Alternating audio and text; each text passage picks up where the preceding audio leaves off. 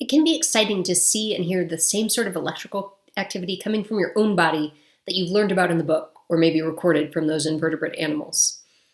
In addition to neurons, muscle cells also fire action potentials.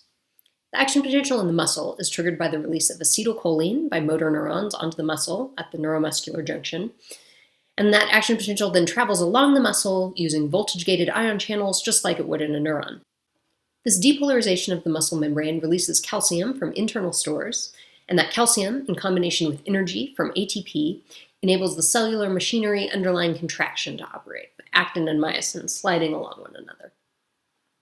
The large number of muscle cells firing together when a muscle contracts, and the fact that muscles are quite close to the surface of the skin where we can place electrodes, makes this one of the easier types of electrical signals to measure non-invasively in human volunteers. The muscle spiker box from Backyard Brains is going to measure this electrical activity in muscles, which is also called an electromyogram, or EMG for short. In addition to just examining how electrical activity in a particular muscle corresponds to the motion of particular joints and to the level of force being exerted by that muscle, you can also examine how these signals change as muscles fatigue, and then discuss the biological mechanisms underlying that fatigue.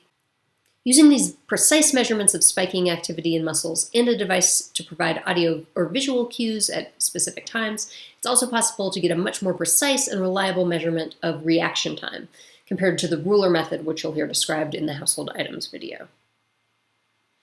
There are also several additional products from Backyard Brains that are going to allow you to use that spiking activity to control other devices. And this is the basic idea behind any brain-machine or brain-computer interface. Everything from prosthetics to replace lost limbs, or futuristic implants where we can browse the web through purely internal interfaces. There's one kit that will allow a subject's spiking activity to stimulate and thus control the contraction of another person's muscle. They have some kits with very simple claw or multi-fingered prosthetics that you can then control with your own motor activity.